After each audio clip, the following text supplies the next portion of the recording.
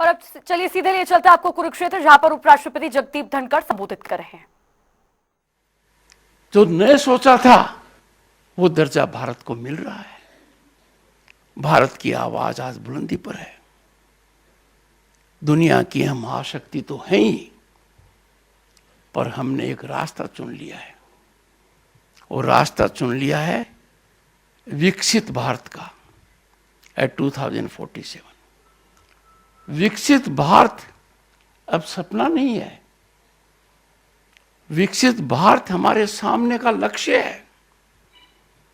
इस लक्ष्य को प्राप्ति में हमें गीता का वो ज्ञान ध्यान में रखना पड़ेगा। जो एकाग्रता अर्जुन ने दिखाई थी, अर्जुन की नजर मछली पर नहीं थी, अर्जुन की नजर मछली की आंख पर भी नहीं थी, अर्जुन की नजर अपने लक्ष्य पर थी, पुपिल पर थी। हमें वो ही नजर रखनी है, वो ही दृष्टि रखनी है, वो ही दृढ़ता रखनी है, वो ही एकाग्रता रखनी है, ताकि भारत निश्चित रूप से 2047 या इससे पूर्व विकसित राष्ट्र का दर्जा प्राप्त करे। मेरे मन में कोई शंका नहीं है, ये होकर रहेगा।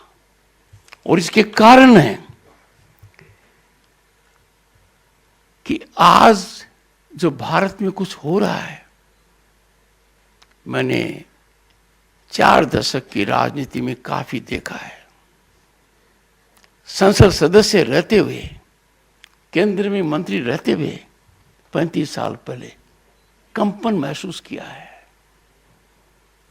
मैंने भारत का सोना, वो भारत जिसको सोने की चिड़िया कहते थे, स्विट्जरलैंड के 2 बैंकों में गिरवी होते हुए देखा है, साख बचाने के लिए।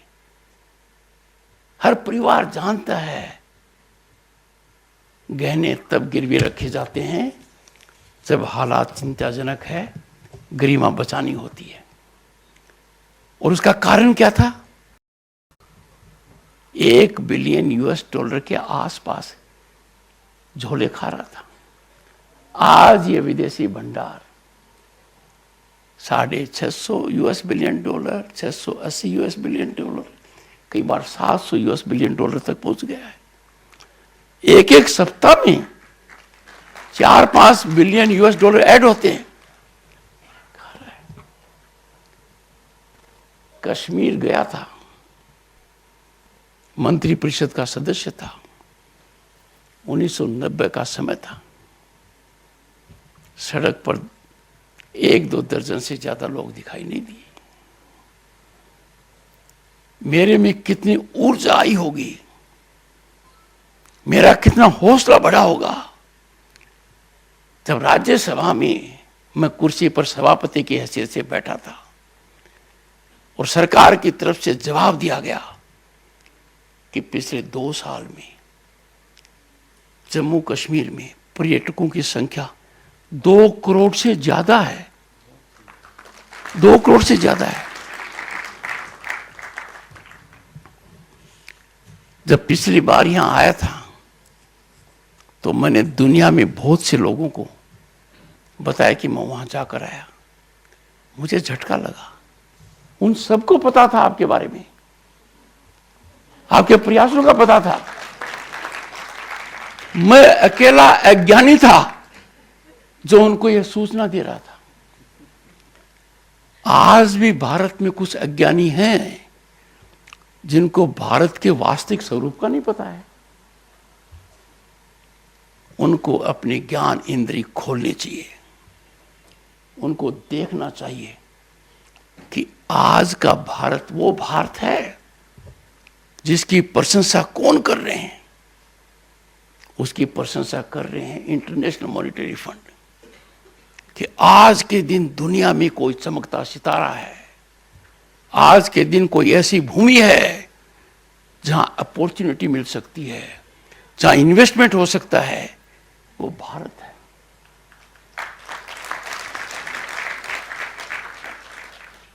उन्नीस 1990 में एक सांसद की गरिमा थी, उसको 50 टेलीफोन गैस कनेक्शन मिलते थे और 50 गैस कनेक्शन, वो हमारी ताकत थी।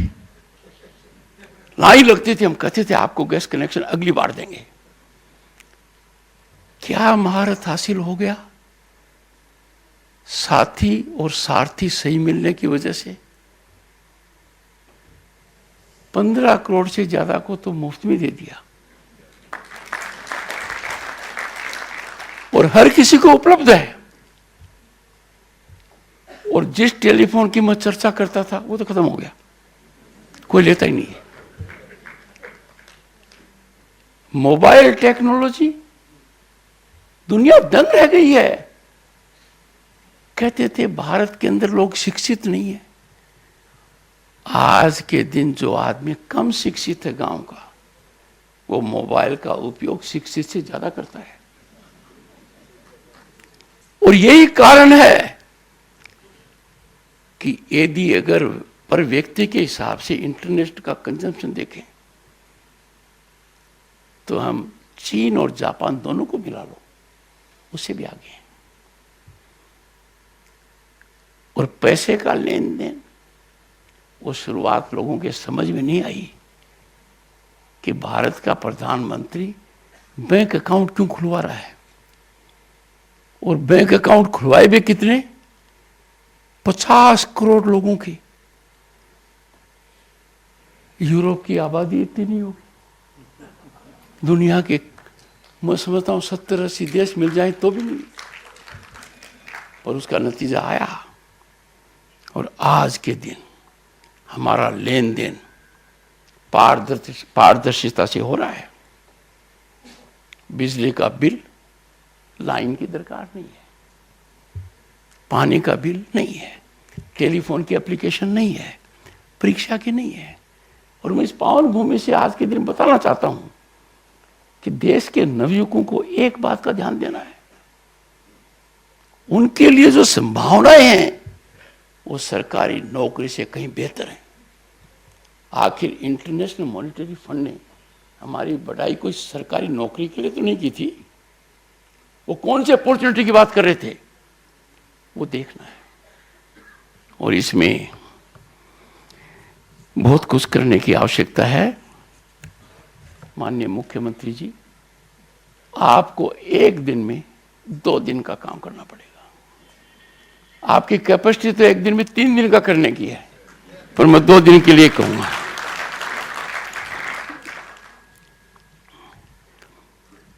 आज मैंने बहुत सोचा कि मैं आज इस स्थान से गीता का कौन सा संदेश नागरिकों को दूं जो उनके वश में है, जो उनको करना चाहिए, जिसमें उनको किसी और की आवश्यकता नहीं है। तो जो 5 महत्वपूर्ण आदर्श दिखाए गए हैं उन्हें मैं अभिशासन पंचामृत के रूप में प्रस्तुत कर रहा हूं। ये गीता से निकले हैं और ये हर नागरिक कर सकता है। उसको सिर्फ संकल्प लेने की आवश्यकता है। और ये सिद्धांत मैंने देखे सामाजिक व्यवस्था के लिए, शांति के लिए, विकास के लिए, भाईचारा के लिए, उन्नति के लिए, खुश रहने के लिए बहुत जरूरी है।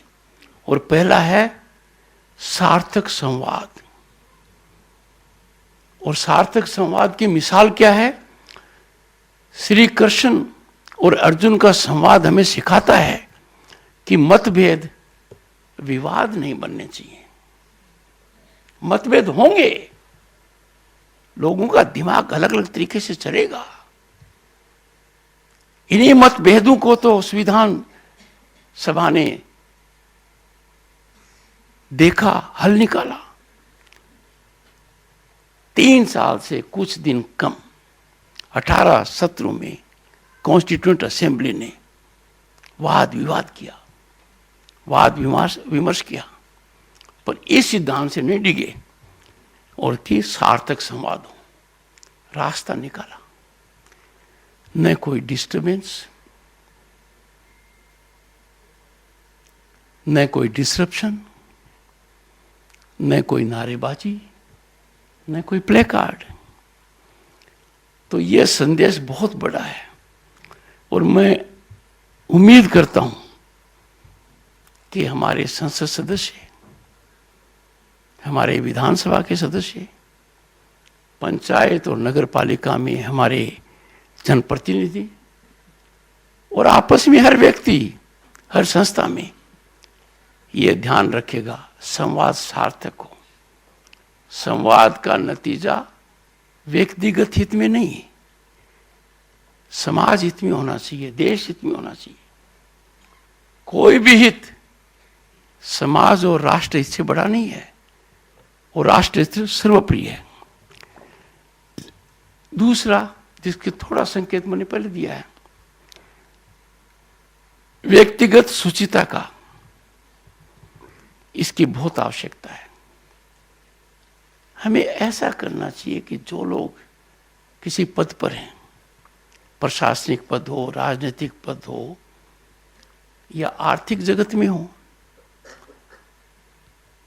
उनका आचरण आदर्श होना चाहिए, अनुकरणीय होना चाहिए, जनता को प्रभावित करने वाला होना चाहिए। They must exemplify by conduct that is worth emulating. इसका समाज पर बहुत व्यापक फर्क पड़ेगा। इसके लिए काफी कुछ कदम उठाए हैं। वीआईपी कल्चर को कुंठित किया गया है। जो गाड़ी के ऊपर लाइट होती थी उस पर अंकुश लगाया गया है। इससे कोई ज्यादा फर्क नहीं पड़ता, पर एक भावना जागृत होती है, समानता की भावना, शुचिता की भावना। और तीसरा सिद्धांत है निस्वार्थ यज्ञ भाव। भगवान श्री कृष्ण कहते हैं यज्ञ अर्थात है कर्मणो, शासन को यज्ञ समझें, व्यक्तिगत लाभ का साधन नहीं। और इसी को ध्यान में रखते हुए मैं आह्वान करता हूं 2047 में विकसित भारत हो। ये बहुत बड़ा यज्ञ है। इस यज्ञ में सभी की आहुति जानी चाहिए, यथाशक्ति आहुति देनी चाहिए, ताकि पूर्ण आहुति देश के हित में हो। यह हमें देखना पड़ेगा। इसमें हर नागरिक का कर्तव्य बनता है। और चौथा सिद्धांत करुणा। अब करुणा तो हमारी विरासत है, 5000 साल की संस्कृति का निचोड़ है। हमने दिखाई करुणा क्या है। सैनी जी, मैं पश्चिम बंगाल का मुख्यमंत्री था। कोविड के समय करुणा की को दृष्टिगत रखते हुए कैसे हमने इस संकट को झेला है। और भारतीय संस्कृति करुणा से इतनी प्रभावित है कि 100 से ज्यादा देशों को भारत ने उस कालखंड में, जब चुनौती हमारे ऊपर भी थी, कोविड का वैक्सीन दिया, 100 देशों को दिया। आज के दिन भी दुनिया में समुद्र के अंदर कोई जहाज को रोक लिया जाता है तो भारतीय नेवी जाती है। युद्ध के दौरान किसी के छात्रों को निकालना पड़ता है तो भारत उनकी भी मदद करता है, अपने छात्रों को भी लाता है, अपने नागरिकों को भी लाता है। दुनिया में जहां अर्थक्वेक हो जाता है, कोई कमी आ जाती है, भूखमरी आ जाती है, India is the first responder. करुणा। पर मुझे लगता है कि आम आदमी को भी करुणा का ध्यान देना चाहिए। और अंतिम क्या है? परस्पर भाव। स्पर्धा होनी चाहिए, पर स्पर्धा का मतलब युद्ध नहीं है। आज के दिन कोई विरोधी नहीं है, उसका मत दूसरा हो सकता है, प्रतिपक्ष हो सकता है। यह हमारे लिए बहुत जरूरी है, क्योंकि हमारा देश Just imagine the kind of diversity we have, and all this converges into unity. इनको मैंने सोचकर सोचा कि अभिशासन पंचामृत